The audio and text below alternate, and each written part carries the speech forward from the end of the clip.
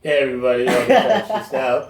You're your most favorite people in the world, the K Meister. And Derwin, how you guys doing? How you doing, Bless. Johnson has a funny shirt on. I'm gonna make fun of Yeah, I know. Let's start with that. Johnny has a shirt called K-Way. So if you know my name is K, clearly he likes my way, so he follows me. I'm So you wish. Nah, I'm just playing around. But it's been blessed to have him back. We're back in the beautiful studio, right? Producer's back behind the camera doing his thing. Yeah, so. we definitely missed out on him, you know? Yes, there was some hot days in them cars trying to make it work. But we're finally here, and we can talk some basketball. Of course. That's what we do here, you know? Take that extra step to talk about basketball. Yeah, like, James Harden. Speaking of James Harden, apparently it came out that the Clippers, when they traded for Paul George... Before they traded for Paul George. Before they traded for him, they were looking to get Harden and Bradley Beal before they got George. So George was third on their list, apparently. So that's crazy. That's kind of crazy, truly, to hear. What are your thoughts on that? You think they should have tried to make that work? No, I think, like, the way Kawhi and Paul George will play together, if they had to bring James Harden into that, I don't know if Kawhi would be okay with that, because even though James Harden's not the worst defender, he's not a good defender either, you know? So, when you play with Kawhi, your defense gotta be top shit. Like, you've seen that with, like, as Raptor fans, we saw that in the playoffs. Like, the 5 guys that were on with Kawhi, they were always, like, top defense, like, mentality. Like, there was nothing, easy baskets, you know? I'm not saying James Harden's like that. I'm just saying, I just don't see James Harden with that mentality of playing defense. Yeah. His more, let me... But I think, honestly... Take the ball and try and... I think it could work, only because of the fact that James Harden takes a lot of pressure off you on the offensive end. Offensively, so, and that's what Kawhi would love, because Kawhi doesn't mind playing defense. Defense is easy for Kawhi. You guys are guy that can take the pressure off on the offensive end. No, absolutely. No, you're right about that. I just don't know how Kawhi would be like, okay, if I'm guarding the team's best player, James Harden's going to be guarding the team's worst player then? Like, that's really what it is. And you don't want, like, Kawhi clearly doesn't want that. He wants a second star, like Paul George, who could defend the next best player, you know what I mean? That's true. And, like, switches on the Clippers team, not going to be easy for team offensively. Like, they switch, and who are you switching on to, Kawhi or Paul George? Like, no, it's true. And to be honest, though, I think Bradley Beal... I think so. Bradley Beal. Because Bradley Beal could actually run the offense. He's a guy that can score off the dribble. He can move the ball. He can play good defense. He's everything you need. He's like a CJ McCollum. But way better. So I think he'd have been the best fit out of the 3. But Paul George works, right? Like, he's defensively sound. Yeah. He can shoot the ball. The one issue I have for that duo is that they're just gonna go ISO. Right? And if you go ISO against another duo that can go ISO, as much as I know they can play defense, that's not a good formula. Because offensively, it's not the best, but my only thing is look at the way Kawhi scores. Yeah. Isolated wisely. Well, but like... And their point guard is Patrick Beverley. That's not a passing type point guard. He's just a defensive-minded point guard. But he's a slasher, though. And that's what they need. They don't need a third guy on... they don't need a shooting point guard. They don't need somebody... They need somebody to facilitate. They need somebody to do that. Like... And you're going to have, what's his name, Shaman, the shooter. He's going to be a starting 2. So, like, you have Kawhi with Leonard. Who else are they starting at the 2? Paul George. No, they're playing Paul George at the 4. Who said they're playing Paul George at the 4? That's how he ranked. He's playing the 4. He's not playing the 4. Okay, so you're telling me Paul George is playing the 2? Yeah, back like how he did in Indiana. Because remember, he played the 2 against LeBron. That's fine. You're right about that. He's gonna play the 2. Kawhi plays the 3. No, Patrick Beverley plays the 1. Okay. Then they can put whoever they're gonna probably put what's his name Marcellus Harold at the 4 or off the bench. But they can play anybody else at the 4. And then they have that Zubac guy at the 5. Zubac is gonna start with Paul George, Kawhi, the shooter, and Patrick Beverley. No, Shooter's coming off the bench. And then off the bench you have Lou Will and Montrezl Harris. You don't need the shooter to come off the bench with you. That's perfect. You need somebody that when Kawhi and Paul George get down in the shot clock, when they don't get their offense, you need that shooter to come reveal them, you know? Listen, I get it, but like to start off the game, I'm not starting him at power forward. It's not happening. My dude. It's not happening. 2018, Paul George played the 4. Where? He was ranked as the 4 for most teams. I can show you any list on Instagram that ranked team. Yeah, bro, that's what I'm trying to tell you. He's not a power forward. He's never been a power forward. But in the new NBA, he is, because he could stretch the floor, he could defend, he could shoot. Yeah, on those lists, guess what? All the NBA coaches, where have they played him? Do you know that Giannis is also 4 now? He's no longer a 3. Okay, Giannis makes sense. That's fine. So then Paul George does it? Yeah, because he can't defend them fours. He's not that physical. He can defend perimeter players. That's why he's one of the better defender players. So last season, when Paul George was on OKC, yes, what position did he guard? 3. That's fine. Who's guarding the 3 now? In with the Clippers, who's gonna guard the 3? Kawhi. So why would he not guard the 4 then? Unless the 2 is Bradley Beal or CJ McCollum, like it's a nice 2. He's not guarding. If I'm not mistaken, this guy was guarding Damian Lillard in the playoffs. No, that's fine. That's okay. what I said. He's guarding point guard. Okay, all right. You have Patrick Beverly, not guarding no point guard. Oh no, facts. That's 100%. You're 100%. But they're guarding the 2. I'm putting Paul. Okay, that's fine. Guard him with the 2, and then then you're gonna be undersized. Then what's gonna happen? Who's guarding the 4? I'm telling you, that doesn't work. They have guys that can guard the 4. They have Jermichael Green, who's on that team that can guard the 4. Okay, but you're not starting him at the 4. No, but the Clippers started him in the playoffs, and he did some damage against the Warriors, right? Okay, that's fair. Montrezl Harrell will come back as the 4 or 5 off the bench. I think their fourth quarter lineup is having Montrezl at the 5. Yeah. Then they have Jermichael at the 4. Like one of those two. And then you can still have Kawhi and Paul George out there with with Lou Will as your point guard if you wanted. Well, so now you have 3 guys who can score. You got I was actually gonna say it the other way, because you have Montrezl at the 5, PG at the 4, Kawhi, Lou, and then Patrick. You still have that defense. Yeah. They'll go. You still have that defensive mentality with Patrick out there. That'll be going against teams like the Raptors when they have Siakam at the 4, because then yes, he can keep up with Siakam, right? Like they'll probably put Kawhi on Siakam. Let's be real. Oh yeah, that's true. Right? Because Kawhi can guard the 4. We know this. Like that's not a question. He can guard the 4. You know what though? In Toronto, he didn't guard the 4 as much. Like when OG was healthy, OG was guarding the season. 4. Yeah, during the season. OG has is stronger than Kawhi technically. He just doesn't have the footwork and skill of Kawhi.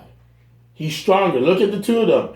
OG's a big boy. No, fast. Right? He hasn't grown into his body yet. Right. Kawhi is a strong guy, but he's grown into his body. He's done. He's done. He's not getting bigger.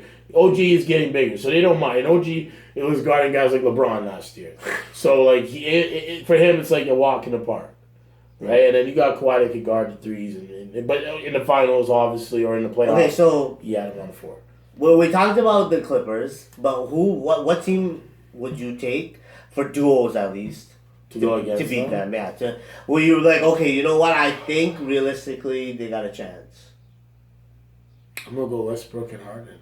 Ooh. I think a lot of people forgot how good those 2 guys are. Like deadass. Like I honestly don't think anyone remembers how good they were in OKC together. Like that's what they had. The first team in history had 3 guys drop 30 points. Did y'all forget? This is when Harden was baby Harden. This is not the Harden we see now. And then Westbrook was still growing into his own. Now, Westbrook isn't the same, I guess, athlete. He's still an athlete as he was, but Westbrook can cause some damage. He's got shooters now. Mm-hmm. He's got PG, who's one of the better corner shooters in the league now. He's got Eric Gordon as an automatic trigger. Their closing lineup against any closing lineup. I think their closing lineup, they're as good. It's just, what's their bench look like, Trash, but it's Gerald Green. But let's be real, it's all about the playoffs and your top guys. Yeah. So they gotta live what they did. They'll get like a 6-7 man rotation. They'll sign some guys. They'll be good for the playoffs, for right? Sure. But I'm taking those 2. Those 2, in my opinion, can take it to Kawhi and Paul George for best out of 7. Okay. I'm gonna go in the East actually, and I'm gonna say Milwaukee. I know Chris Middleton's not the player we all. Okay, Chris Middleton's not a good player for a good duo. You know what I mean? He's a good defender, right? He could shoot the 3. That's good. But it seemed like in those big moments, a superstar like that would show up. He didn't. Okay, so that's what I mean. He's not that type of player. The reason I'm going to take them is because of Giannis, okay? Now, I'm looking at Giannis, what happened to him in the playoffs this year. He's probably more motivated than ever to have that jumper. He comes into next season with at least a mid-range. Not even a 3, a mid-range. A consistent mid-range shot. They're going to win more than 60 games, and they're probably going to the finals. Okay. That's all if he does, hey, I need to work on my... I got to work on my shot. Yeah. Because realistically, what was the one thing that helped the Raptors expose him? No shot, right? Yeah. So he knows for that team to be successful. Not necessarily. What they did different was simple. You put a super athlete like Kawhi. Okay, but they to also guard up on him. They also guarded him in transition really well. Yes. Now, Giannis's biggest problem is that he cannot create a shot for himself. Yeah. Okay. Can he shoot the ball? Can't you shoot? Yeah, we all know that now. When you give him a little bit of space, can he hit now? Yeah, you can't leave him open anymore. Exactly. What did Kawhi do is different? He pressured the ball that no one else could. He said, I'm going to guard you up, and if you try to beat me with that length, I'm going to steal the ball. Because he was one of the best at sliding his feet back in front of guys. That was it. Once Giannis saw a guy like that, he realized, damn, okay, so I need to have a pull-up. That's fair. So that's what I mean. And you've seen young players do this all the time. Like Michael did it, Kobe did it. When they couldn't get to the playoff. Kobe never did it really. More LeBron. When they couldn't in the beginning when they couldn't get past that first, second, third round, you saw them come back the next season and they were just dominant right away. They knew hey, I'm gonna take this team to the finals. And I think right now, even though the East is so deep, I think it's still Milwaukee's East to win. It could still be. They could still be the team that everyone. Yeah, and it's only. I'm only saying this because of Giannis's development. I'm not saying this right now. Right now, we don't know how Giannis is developing. We don't know where he is. Obviously, he's in the gym. That's what NBA players do in the off season. They're in the gym 8 hours a day. But we'll see in September, October when the season starts how he comes out. If he comes out not hitting those mid-range jumpers, then okay, I'll take the statement away. But if he hits those jumpers, then Milwaukee's gonna be a problem. I don't know. I think listen, it's still a good pick to have Giannis there. I think you could add a couple better guys to pick from LeBron and AD. Yeah, but okay. I already told you who I think is gonna win the Battle of LA. I'm not gonna go back on that. For me, Kawhi and Paul George are Michael and Scottie in this era. Defensively what they can do, offensively what they can do. I don't think that there's a lot of teams in the league that can beat them. Realistically, I don't know how his chemistry is gonna work. I don't know. Like you said, they're both ISO scorers, but defensively, what am I doing? I don't know what you're doing. Paul George, my shoulder hurts. My shoulder hurts. You know what, Kadeem? I've seen people change scenery, and they've changed their playing style. Players realize that, hey, I need to adapt. If Paul George does not win a ring with Kawhi, what's going to happen to his legacy? Think about that. He's going to be looked at. Right? No one's going to take him seriously. No, you got to get But if he wins a ring with Kawhi, he's going to be a ranked power shooting guard small forward of all time. You know what I mean? Yeah. So, Johnny, did you want to do the rapid fire? Did we start with that? Yeah, sure. We could do that. Alright. Everyone knows how rapid fire works? No. The first question. What would you do to stop tampering in the NBA? You can go first on this one. Okay, it's kind of hard with social media nowadays. Tampering is not something that, I think the NBA has control of. People talk, people text, people email, so DMs, whatever, you know what I mean? Tampering's gonna happen. Hey, I heard this about this player, and then you tell, that's just how the NBA community works, you know what I mean? I don't think the NBA has control over how a team tampers. But what would you do to stop What would I do? Yes. Nothing. I can't do anything. If I was a commish, I couldn't do anything about that. Couldn't do anything on that. I would look at them and be like, yo, shut up. But it's a players-driven league. Right? You can't tell the players who are leading this league now, oh, you can't be doing this and that. They want to go ahead and try to, convince each other to come play with each other. So be it. I think the one thing, if I was commissioner, what I would try to do is try to convince the players to do that, but to bring them to smaller markets. Yeah. If you want to go and team up with your teammate, do me a solid, I'll do you a solid, and make it easier for you to go to destinations like that. But just do it if you go to a smaller market, make that team great, right? That's now your legacy, right? Now for the next 25 to 50 years, if nothing happens there, you are the greatest player to ever be there. Like it happened for Michael Jordan, right? Michael Jordan did it for the Bulls. Now he's the greatest bull player of all time. Yeah. So I say I would do something like that, but there's nothing. There's really nothing. Yeah. Next. Tamper away. Next one. Tim Duncan is going to be an assistant coach with the Spurs. Timmy D. So what are your thoughts on former players coaching in the NBA? I think it's a great idea. I think that the way he's going is important, being assistant first and then growing. I think for a lot of these NBA players, they just jump into it. And some do okay, but I think it is better sometimes to have a way to learn and then build yourself up. Absolutely. I think if NBA players take this route, yes, this is great. I think if players just go from retiring 1 year to coaching, that is terrible, right? Take a couple years, go coach somewhere else. Look at Penny Hardaway. Yeah, he's being a head coach at a collegiate level for the first time, but he's already been a head coach at AAU level. So he's kind of moved his way up. So he's got the experience. He's been around different coaches. He put his coaching staff's full of NBA coaches. So as long as you do go about the right way, I think you could be an NBA coach.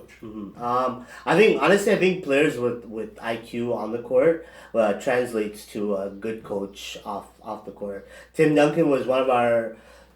I mean, I didn't get to watch him. I got to watch him more later on in his career, but for IQ wise, he on the court. He used every bit of it, and I think that's why him and Greg Popovich got along so well, is because both their IQs together, they just had a winning mentality, and then that was success. I do think there's a lot of players that become head coaches too fast. I agree with that, and their IQ is just not there. Maybe their IQ is there on the court, but as a head coach, it just doesn't translate right away.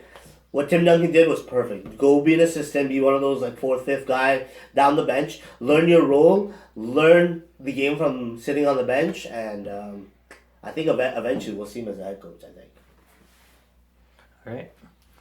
So you're both coaches, right? You both have jobs as coaches. Yeah. So what should players do to get ready for games? There's a lot of things players need to do, to be honest. First, you gotta train. There's some players that think that they don't put in the practice time. They think they'll still get those results, and then they come to games and they shit the bed. You have to be willing to put in that work. We talked about this, since episode 1. If you want to be a player in the NBA, if you want to be a player playing basketball at a high level, period, you have to put in the work. That's the first thing. Honestly, I think the most important thing is just play basketball and enjoy it. I think there's a lot of kids out here that play the game and they just want to play it so they can make it to the league. As a kid that grew up loving this game, I had my most fun when I enjoyed the game. I never, ever, whenever I had in my mind, I just want to play, you have the most fun, you have the most success. So I think it's really important for them mentally to check in and, tell themselves, hey, I just want to enjoy it. And it gets easier from there. Once you do that, it's easier to train, right? Oh, yeah. It's easier to take the little steps. And you want to go and take that extra step that you need to. Right? You have to take that extra step. Not Harden ways. Do not do like Harden. But do that extra step. So I think it's really important for these kids to understand that it's all about just mentally being checked in, loving the game, and they'll love you back. If you don't love it, they won't love you back. Mm-hmm. I agree. So what's the most important aspect for any player to learn? Shooting. How to be mentally tough. Yeah.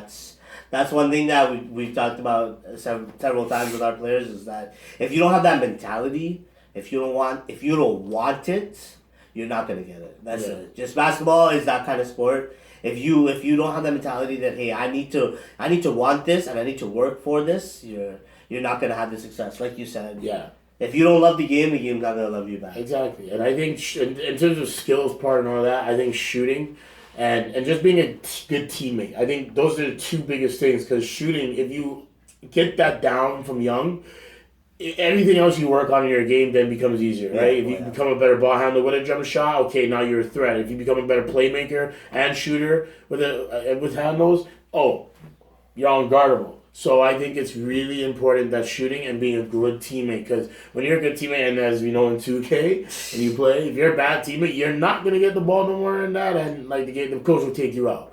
If you're a good teammate, it's easier for your teammates to trust you and want to see you succeed. And that's what you want. You want your teammates to trust you, right? So, yeah, and then not even just trust, just like to want you to have fun, to be great. Like if your teammate doesn't want you to be great, you got a problem. That's true. Yeah. That's it. That's it. That's it For all the questions. Yeah, that's it. Oh. Okay, so. I just want to talk last on something here before we call it off, and that's on Team USA. Yeah, they got fucked. they lost over 15 players so far from their they're all top players. Like, all the top players. I don't know who the hell's going there anymore. Like it doesn't like they're so. I want to say the word cocky that they know they're gonna win. They just send a bunch of randoms. Like, right, because these guys want to play in the Olympics, right? Like everyone knows the Olympics is worth it because that's the big one. Mm-hmm. A lot of these players, again, and I think one of the sports analysts said out there that was really big, like 40%, Rachel Nichols it was, 40% of the NBA is now are new players on teams. Think about that. Yeah, that's true. Out of 100, you take 40% of the players are all now on new teams. So a lot of guys are gonna just stay back and focus on building that chemistry because they don't got time to go. Ben Simmons is not gonna go play.